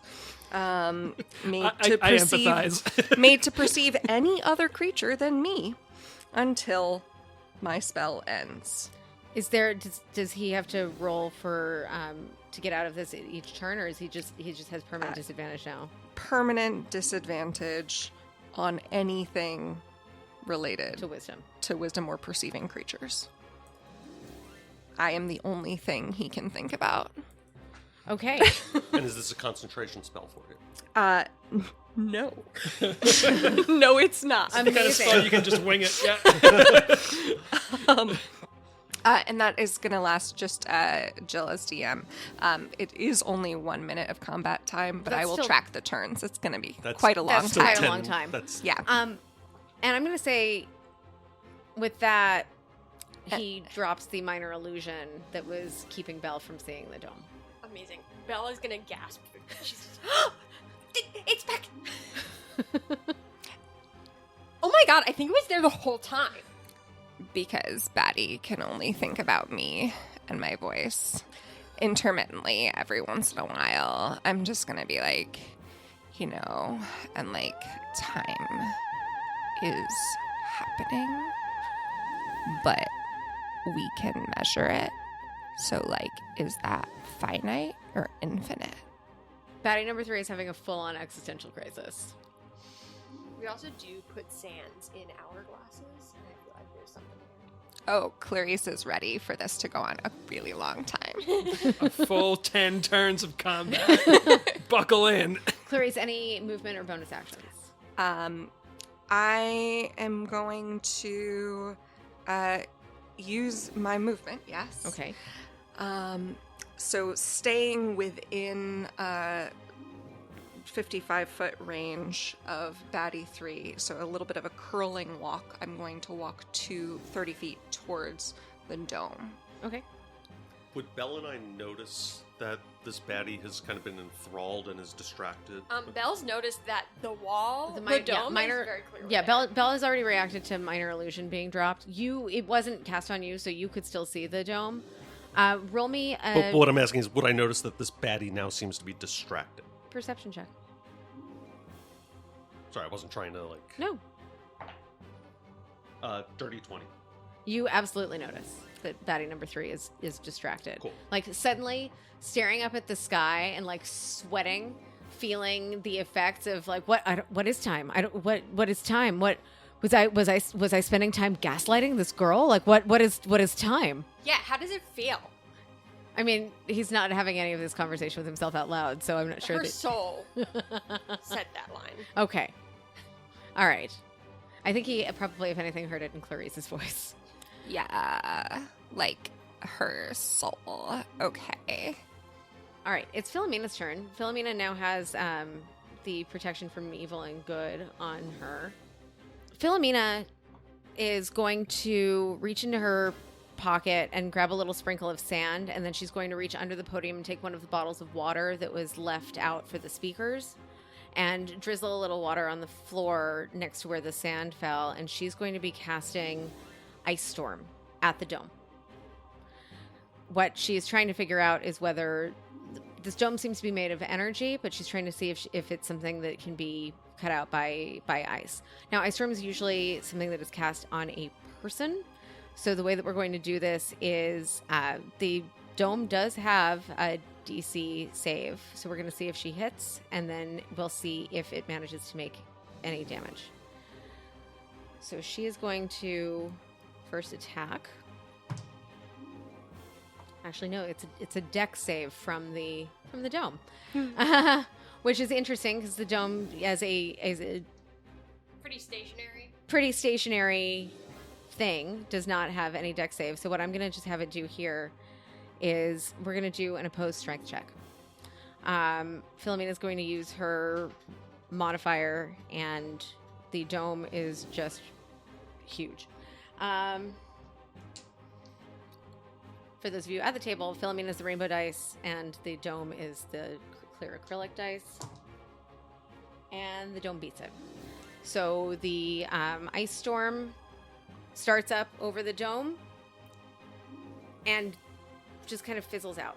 There's no seeming even impact from the ice storm, the ice that's falling from the sky. And that's Philomena's turn. It's Gideon's turn. So Gideon is going to now he and this guy are back on even footing. He got very serious for a moment when he failed to hit the guy because that was not planned. But then the guy failed to hit him. So now Gideon is going to try for another unarmed strike. That is definitely not going to hit. Gideon's having a really bad day. He's not laughing anymore. Again, he started laughing. He stopped laughing, and then he started laughing again. He stopped laughing, and that's his turn. Andric, it's your turn. All right, Andric, seeing that the one who's still standing in front of him is distracted, takes the opportunity to very quickly remove his belt, and is going to quickly reach down and use his belt to tie the hands of the satyr who has fallen asleep. Oh, that's so smart. I'm not even going to make you roll for that. That's the satyr's asleep. That's how I'm going to use my action. Yeah, that's fine. I'm going to use my But- action to tie the hands of the satyr. Yeah, I'm not even going to make you roll for it. The satyr is asleep. You can tie whatever fancy knot you want. Nothing's going to stop him there. Cool. Any bonus action or movement? Let's check. I am going to use my bonus action. This is a hobgoblin feature. Twice per day, I can use a bonus action to do the help action. And I'm going to say to Belle, your performance was lovely. I think you should channel some of that energy now. And Oh my goddess, what a good idea. which will give you advantage on the next thing that you do. And also, I'm going to give both of us the Fey gift of passage, which means that both of our speed increases by 10 feet for 1 round. For 1 round, okay. Ruckus. So there's been a lot of really exciting action since 6 seconds ago, and the butterfly friend is safely tucked away, the oligarch butterfly. not going to get hurt. So I think I'll spend the first 5 movement coming out from my crouch underneath the bleachers. And I'm going to go from the crouch to standing up. So with Chris. the full 8 feet. I have to know, is Ruckus crawling out from under the bleachers like the little doggy crawl? You know the one? He's been crouched, but not like down on all fours, and the reason for that is totally mechanical because I didn't want to use some of my movement speed to stand up. Okay, that's valid, he's but been in my crouched. heart, Yeah. he's doing Yes, the yes. small little paw crawl. Yeah, if that were the more economical way to do it, I totally would have done it that way. But with the stinky old gym sneakers and the green sports pants and the little bandolier with his 20 bark buttons and his bicocket hat with the oriole feather, he's going to stand up, put his paws on his hips, reach a paw up to one of his bark buttons, and he's going to say, Hello. He's going to look around and see if anybody addresses him back. Roll a performance check. Nobody wants to speak as a free action at the 8-foot-tall ruckus. He has to really try hard. Oh, look at that. That's like a 24. Baddie number 1 is going to be the first one to see you because of where he's positioned. And he's just going to, like, raise a hand very awkwardly. Like, hi. I'm going to look. I'm going to say, You. Dogthunk. Question mark? What? I'm going to gesture to myself with my paw, and I'm going to say, Ruckus. Dogthunk. I'm going to point at that guy. I'm going to say, You. Dogthunk. Question mark? Roll me persuasion check. 3. He's just going to look at you and be like, no. A little flummoxed by this, Ruckus is going to look around, and I think without a perception check, he can probably see a Kelonian across the stage, and is going to wave his little paw. He's going to say, Ruckus. Help. Question mark? Hey, Ruckus. Thought you'd be around here somewhere enjoying my song. Hello. Yes. Oh, yeah, it definitely seems like we need some help here, old buddy. Good. Ruckus. Understand. He looks around, and he sees that there's one of the characters, one of the folks in the hood, appears to have been running away, and then a bunch of vines sort of appeared below him, and he recognizes this as something that might happen in a bug ball game, where the character with the bug ball or the Spavek might be trying to get a score, and the other team is trying to slow them down or stop them. And he's going to point, and he's going to say, This. No. Go. Question mark? Who is that directed to? Pointing at the character that's in the vines. Right, I guess Kelonian or anybody else who really cares to respond, because there are 14 people or whatever in this engagement. Actually, that's going to be a performance check and an insight check to see if you know Kelonian what Ruckus is saying. 19 performance? Do I have permission from my angle? I can see that Ruckus is now standing. Yes. Can I also roll a perception check to see if I'm hearing any of this? Yes. Okay. Yeah, anybody who wants to engage is welcome to here. I'm not hearing any of this. Okay. 10. I think that he rolled high enough that you still at least mostly understand what he's asking you. You know I'm a person of non-violence there, Ruckus, but you do what you gotta do. Ruckus. Understand. Good. So with his bonus action, he's going to enter Rage, which will mean he's not able to cast or concentrate on spells, but he can do some other things. And because I don't think there's any real reason to be very angry, his butterfly friend is still okay. He's just very excited. This will be a reskin version of Rage for the duration, up to 10 turns, or a minute. And having heard Kelonian say, try not to attack or do any damage, but you gotta do what you gotta do, I'm gonna make a running jump, which I think I can do with the stinky old gym sneakers, to basically do like a big arc to land on top of this character and not have to walk through the vines, but rather like land on top of him. And so the action I'm going to use here as I land is going to be the grapple action. Yeah. All right. So roll athletics check. With advantage for with advantage because with you're, excitement. yes. All right. Ooh, a 19 and a nat 20. Versus a natural 1. So. Oh, I think I did it. It's a crit fail, so he's now knocked prone. Oh, now he's knocked prone. I'm going to hold him here with the grapple and make sure he doesn't get away. He's extremely embarrassed. He thought that he was out of here. He's very embarrassed now. From on top of him, I'm going to say, Hello.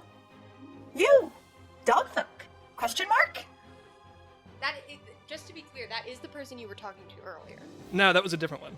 No, it's the same one. It's the same one. It's the same one. Oh, Yeah. I've been talking to the same thing? Yeah. Well, space and time are confused with the sands, so I'll just keep asking. And Ruckus is of limited intelligence. And I'll just keep asking I like him. the idea that Ruckus is like, now you're gonna answer Yeah. me.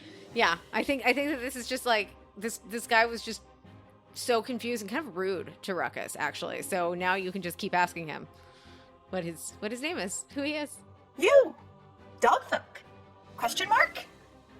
You, Dogfolk? Question mark?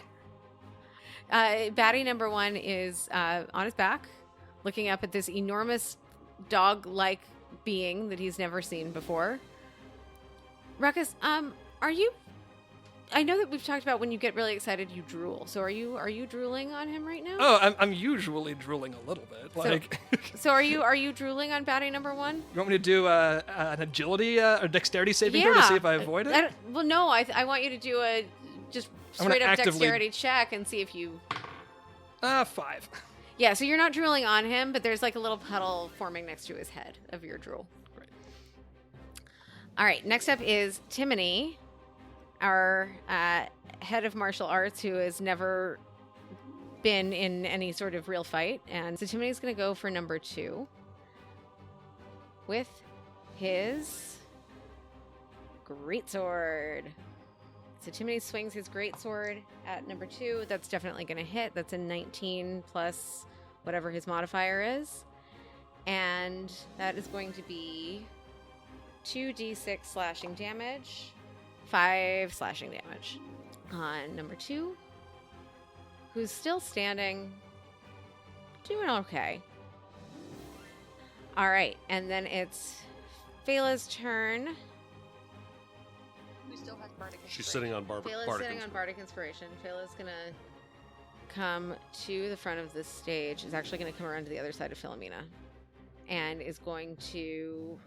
Pheala's just going to Misty Step so that she comes right next to Baddie number 2. Baddie number 2 is now like more than flanked. And that's going to be her turn. Number 3 is also surrounded. Yes. Yeah, you're right. Pheala is between number 2 and number 3. So number 3 is surrounded. Number 3 is also still musing over the nature of time and sand. It's Baddie number 1's turn. Baddie number 1 is under Ruckus. So that's going to be an opposed strength check to see if he can get out. So athletics from you And then athletics or acrobatics from number 1. It's an 18. 21. Wow. Okay. So he's still grappled. I'm so excited. And that's going to be him. Stumps. All right. I better see what's going on with this force field over here. This great big dome. I don't know what's happening. Okay. I'm going to dash over there. Okay. All right, I'm going to dash over there, and then I'm going to figure out, try to investigate a little bit, see if I can learn anything. Should I do an Arcana check? Arcana check. Yeah, okay. That's a 9. It's a dome that seems to be made of energy. Well, it looks like a dome. It looks like it's made of energy. At least you're sure that it's there. All right. Anything else? Any bonus action? No, Colonian just sort of puts a pin in his mind to talk to Clarice about this idea of time later. Get more in detail. This is definitely up Kelonian's alley, thinking about existence and space and time. I love that. I love the deep conversation that is absolutely going to be happening off screen. Did Colonian go through like a Pink Floyd phase during undergrad? He seems the type. It is Thistle's turn. Thistle does not like that she was put under a hold person spell. She's one of the 3 rulers of this country. How dare anybody try to hold her? And so she's going to cast hold person at Baddie number 2, sensing that Baddie number 3 probably isn't really going anywhere. How dare anyone try to hold her? I think she just hasn't met the right person yet. It's okay. We've all been there. It's only okay if you consent first. So, yes. She did not consent to being held. That is Definitely. correct. All right. So baddie number 2 is going to need to do a wisdom saving throw of 14. And they rolled a 3. So they are now held. As a reminder with Hold Person, there's nothing here that says the spell ends if any of you attack this person. They cannot attack you back right now. So they are A punching bag. shooting fish in a barrel here. All right, it is Thelonious' turn. Thelonious, little teeny tiny Thelonious. Have any of you taken any damage? I know Ruckus took some damage last episode, but has anybody taken any Yeah, I'm damage? still bleeding out of my back a little bit. Still bleeding out of your back a little bit. So he's going to see that Thelonious is going to come up right behind you, and he's going to cast Cure Wounds, which is going to give you 1d8 hit points back. 3 hit points back. I'm going to say, You! Help! Ruckus. Good. Woo! Thelonious he hasn't really had much reason to interact with you over the last 4 years, but I'm getting that vibe. So he's just gonna it's like, am I supposed to pet him? Is that what we do here? And then instead he's just gonna jam his hands in his pockets. And now it's baddie number 2 who is paralyzed. So baddie number 2 gets to do a wisdom saving throw. That is a crit fail. Baddie number 2 remains paralyzed. And so we're at the top of the order. However, this is why I said yet. You're going to hear the flapping of wings. Maybe it's the butterfly friend. It is most assuredly not the butterfly friend. Oh, it could have been. Andric, roll me a history check. So close to being good, but that's an 8.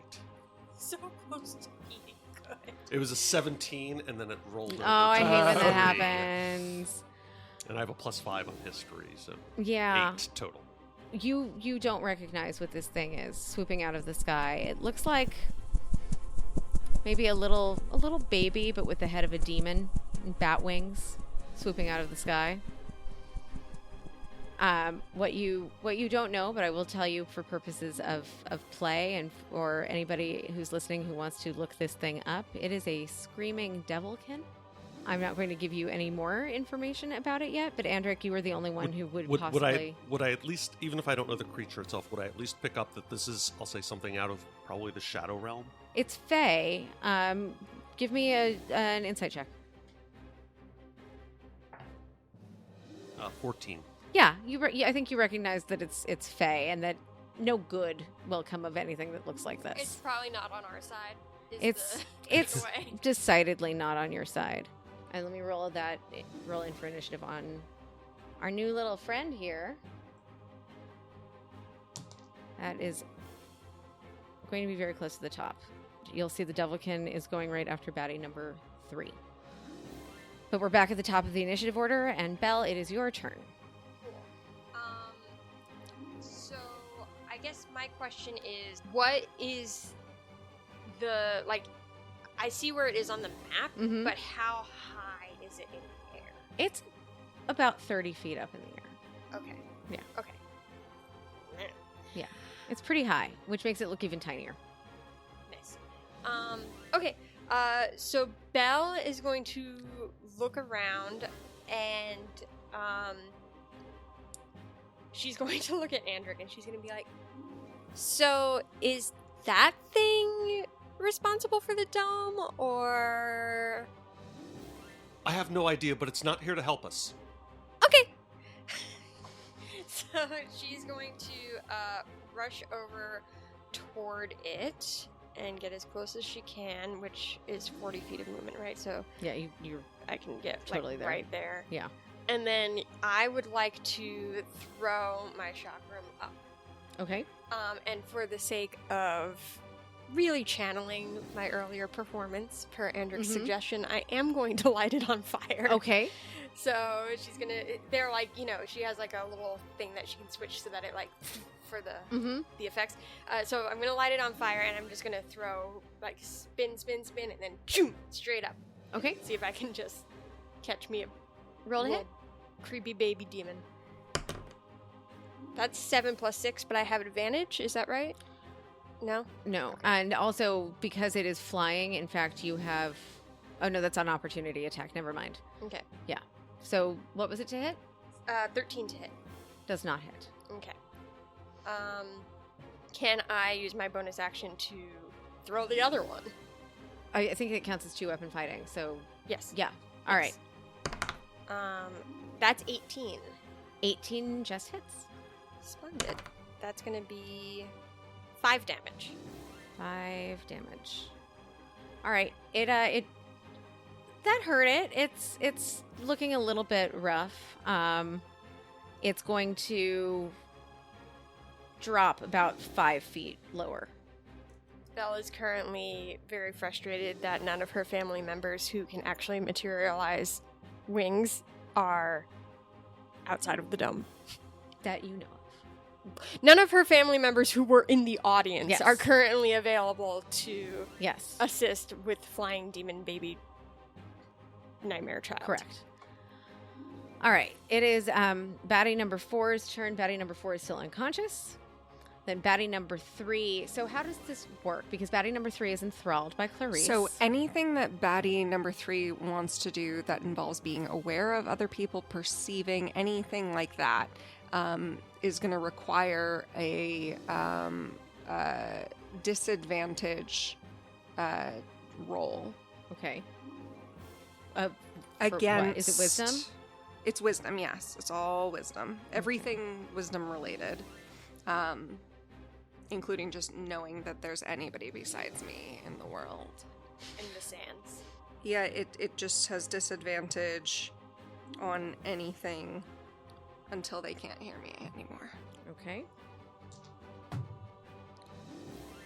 Does a 12 break? No, it does not. Okay. Still enthralled, not going to be able to do anything else. But it is going to hear that sometimes when I shake sand out of my shoe after having been at the beach, I wonder if, like, all of time was in my shoe. Just like, you know, was that everything? Or is it just like a moment? You know? I do know. Enthralled. It's the Devilkin's turn, and Belle is nearest to it, so it's going to use its barbed tail melee weapon attack. Rude. You're right there, babe. Does a 13 hit? No. 13 does not hit. Okay, then it is going to start its ceaseless screaming. Any creature within 30 feet must make a DC 10 wisdom saving throw. Is that in bonus action? So this just says any creature that starts within 30 feet of its roll, 30 feet of it. It's 25 feet up, so that would only be. That's Belle, yeah, right? that's true. Right, you're in the air. It's just Yeah, Belle. because you're in the air. So Belle, you have to now make a DC 10. No, I was asking if it can make the screech even though I used an action. Yeah, so it is a screaming devilkin, so it is screaming. Just all the time. All the Okay, time. cool, It gets cool. to scream as a free action. Yes, it is called ceaseless screaming. It never Honestly, stops screaming. Same. Okay, so what am I rolling? DC 10. A DC Wisdom. Wisdom save. Oh no. Okay. 4. You are incapacitated until the start of your next turn. So that just means no reactions, no opportunity attacks for you. Cool. So could be much worse. Belle is gonna plug her ears and she's like, so, like, everybody has the ability to learn how to sing, but, like, maybe take a few more lessons before you take the show on the road. Cool. It doesn't care. It's just going to keep screaming. Clarice. Hi. So Clarice is going to just use 5 feet of movement moving along the side of the dome to get a little bit closer to Stumps, because Clarice does actually know Stumps and would know that that's a good place to be if things are going down. All right. I'm touched. But only 5 feet? Only 5 feet. Okay. Just a little closer, making sure that she's still within range to say enthralling things. Yeah. As you move, you're moving closer to Stumps makes you even closer to your enthralled dude. And the key is that I'm also making sure that I am within 60 feet of Gideon. So Gideon is a longtime friend of my father. And I'm going to do 2 things on this turn, but I'm going to do them out of order. I'm going to do my bonus action first, which is because I love Gideon, even though he is just like a hot mess today, I am going to offer him some bardic inspiration. Okay. And so I am just going to say to him, "You got this, Gideon. Remember, you're the Secretary of War. You can totally beat these guys." Okay, and what is his... what is... So he can gain an inspiration die, a d6. For 10 minutes, he can add it to an ability check, attack, roll, saving throw. Do you want to roll the 1d6 for me? Yeah. That's a 6. 6, nice. And so it can be added before you know the outcome of anything. So that's my bardic inspiration. And then with my actual action, I'm going to cast Identify on the dome. So what I've done is I am touching it. Okay. I'm not on top of it, but I am touching it. And if the item was created by a spell, I learn which spell created it. If it is a magic item or a magic imbued object, I learn its properties and how to use them. How many charges it has, anything like that. Whatever spells are affecting the item, I learn what they are. Okay. So, do you learn anything about the caster of the... It just tells me which spell created it. Okay. So what you are looking at, you now know, is an unyielding energy dome. This is a 9th level abjuration spell. It is a homebrew. This is an unyielding dome of crackling energy with a radius of 100 feet and a height of 60 feet, except that it can be cast by multiple spellcasters simultaneously. Each spellcaster increases another 100 feet of radius up to a maximum of 300 feet. So it's covering the entirety of the football field. So at least 3 spellcasters. At least 3 spellcasters are casting it. That is the math that you are able to figure out there. The dome blocks all forms of physical and magical movement, preventing creatures and objects from passing through it. Spells and magical effects cannot penetrate the dome from either direction, and no creature can move out of the dome as long as the spell is in place. Any creature that attempts to break or pass through the dome has to make a strength saving throw. On a fail, they're going to wind up taking some force damage. On a successful save, they're still going to wind up taking damage, and they can roll to hit. But there are... Do I tell you how many hit points? In theory, I should know 950 hit points. Okay. So any damage that you can do is going to be very insignificant. Like it is way more damage than everybody else combined. Creatures and objects inside the dome are unaffected by attack spells or abilities, but they also cannot cast magic spells inside of the dome. It's like a Faraday cage for anybody who's inside of it. And it remains stationary once created and cannot be moved or expanded. As the caster's concentration begins to wane, a new round of mages can take up the charge. Great. So, having learned this, what Clarice is going to do is, as loudly as possible, and I guess this is a performance check, she's going to use her free talking action. So let me roll. That's That's a 12. Okay. In terms of how much my volume will get across. Okay. But she's gonna try to say as loudly as possible, yo, there's like a lot of people casting that spell. We need to like stop them from casting the spell. They're like concentrating, yo. Great.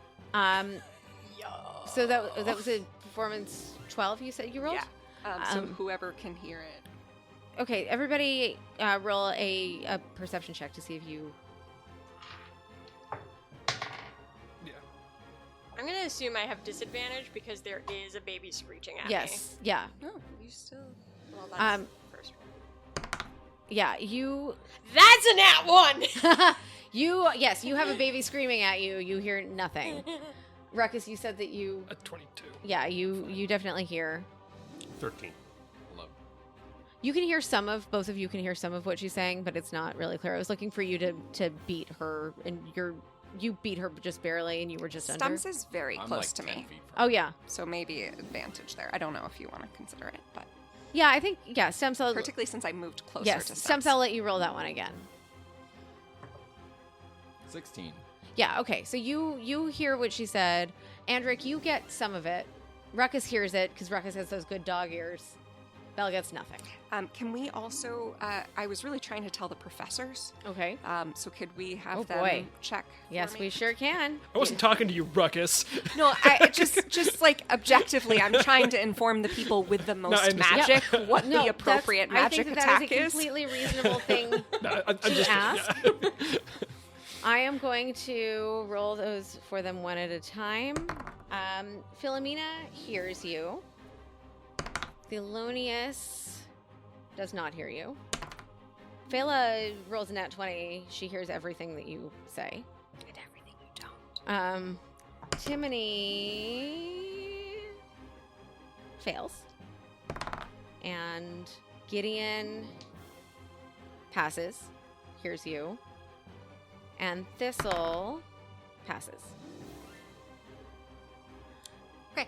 I just wanted to make sure that we knew which professors had information Yeah. about the magic So- defenses. All right, is that it? Yep, thank you. Okay. All right, it's Philomena's turn. Philomena heard what you said. And Philomena is going to... Philomena's going to just cast Prestidigitation to amplify her voice and to say to everyone, it sounds like we're surrounded. I suggest we all leave. Does Belle hear that? Roll me a perception check. And I'm going to say you can... Just a straight perception check. You're not going to have disadvantage because... 4. this is- Oh, no. You do not hear. Cool. You are deafened. I think everybody else will hear because Prestidigitation allows her to amplify her voice. And Oh, no, I get it. none of the rest of you are hearing any screaming. Belle's having a bad day, y'all.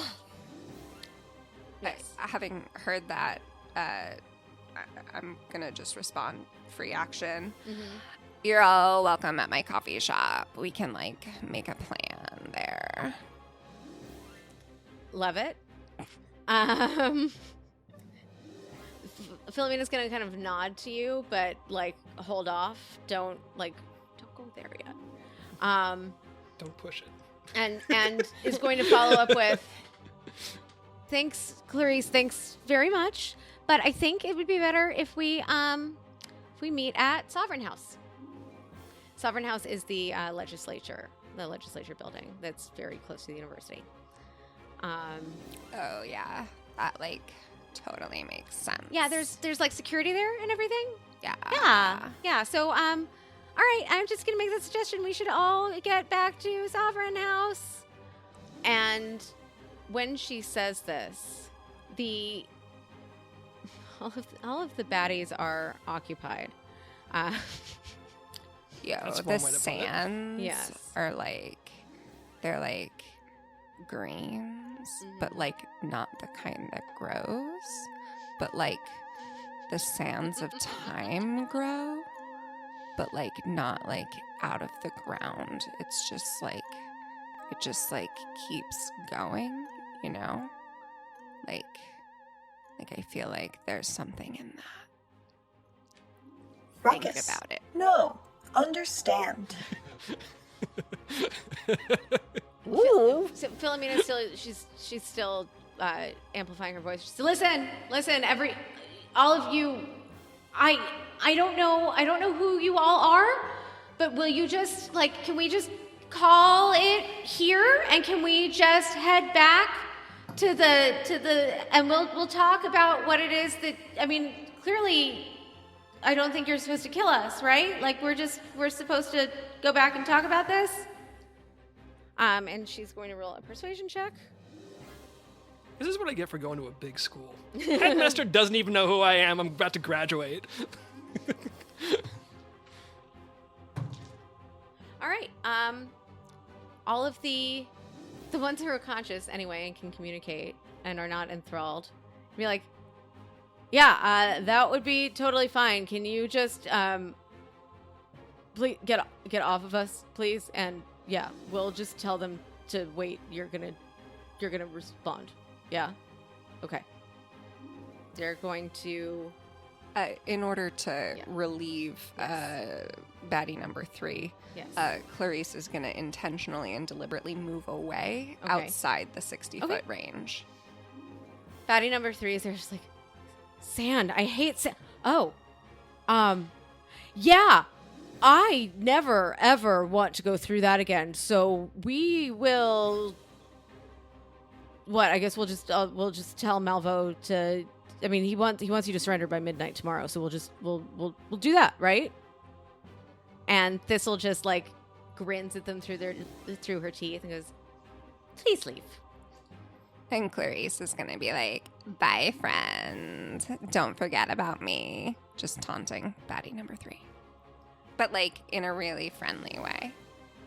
Bye. Bye. All right, so spooky, scary baby is going to fly away. Sleeping guy he's still there on the ground. Yeah. Endrick puts his foot on the back of the sleeping guy that's okay. bound. And what do you do there? So that he doesn't leave. Well, he's asleep. But he's going to wake up at some point. Okay. Yeah, fair. All right. So I guess the message to the bad guys is you're leaving him behind. Considering that baddie number 3 is the reason that baddie number 4 is asleep to begin with, he's fine with that. Ruckus, do you let baddie number 1 up? I don't know. I'm sitting on top of him. I think that might more be up to him. Do you want me to roll for it? Yeah, do an insight check. Just 9. You're still very excited to be on top of him. It's a great time. He's a little squishy. He's like a big old dog folk chair. All right. Well, at the very least, the baby has been dispatched. Baddie number 2 has been. Yeah, baddie number 2 is going to just exit. As baddie number 2 starts to leave, we're going to call that a sucker punch. Yeah. Yeah. Because he thinks that he's safe to turn his back on Gideon because they've agreed to leave. So Gideon gets advantage because it's basically a sneak attack. Guy's got his back turned to him, and he's just gonna cold cock the guy, and he's going to roll. Yep, that is going to hit. And baddie number 2 is going to take 85 damage. It's just 1d6 plus 3. 8 points of damage. Hey! We're going. We're going, okay? Go faster! And Now it's now chiming in. So now baddie number 2 is going to walk over toward baddie number 1, rubbing his jaw because he's just been hit in the face. Now he's going to try to get baddie number 1 up from under Ruckus. So let's do an opposed strength check here.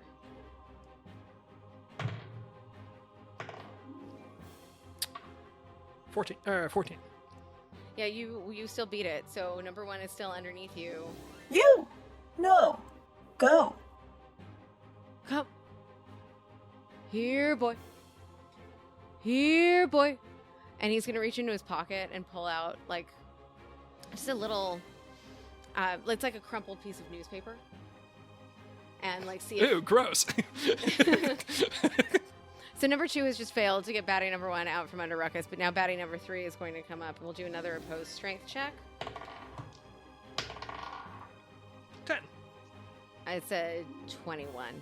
So baddie number 3 is going to get baddie number 1 out from under Ruckus. Be like, and it's going to just turn around and look at all of you and be like, midnight tomorrow. Can't wait to hear from you. If Sand Girl comes, we're going to make her pay. Can I pull down baddie number 1's hood as he goes? You absolutely can. What's underneath? Hood number 1! A dog folk? All right, so yes, so baddie number 1 is a human. So now you've seen 3 of the 4 baddies. Ooh. And number Plot 4... thickens. Number 4, yeah, so it's just number 3 that you never saw.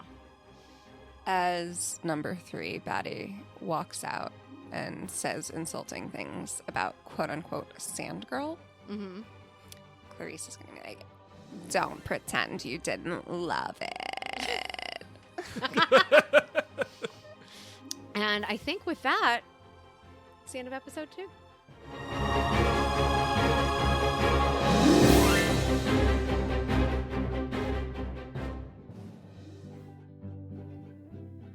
Oops All Bards is created, GM'd, and directed by Jillian Ashley Blair Ivy. This episode was produced, edited, and sound designed by Nate Runkle. Oops All Bards stars Ashley Banks as Belle Cernamiel, Ann Coleman as Clarice Sauercloud, Ross Curie as Andric Harrowhold, Chris Klinecki as Poochton Ruckus, Bob Killian as Colonian Stumps, and featuring Paige Klinecki as the voice of the Bark Buttons. The Oops All Bards theme song is by Bob Killian with additional lyrics by Jillian Ashley Blair Ivy. Oops All Bards is executive produced by The Porch Room. We are part of the Porch Room Network on Spreaker Prime. For more information, visit oopsallbards.com. Thanks, and be sure to subscribe to Oops All Bards on Spotify, Apple Podcasts, or your podcatcher of choice. We'll see you next time. Oops, it's all bards. Oh, what a mess.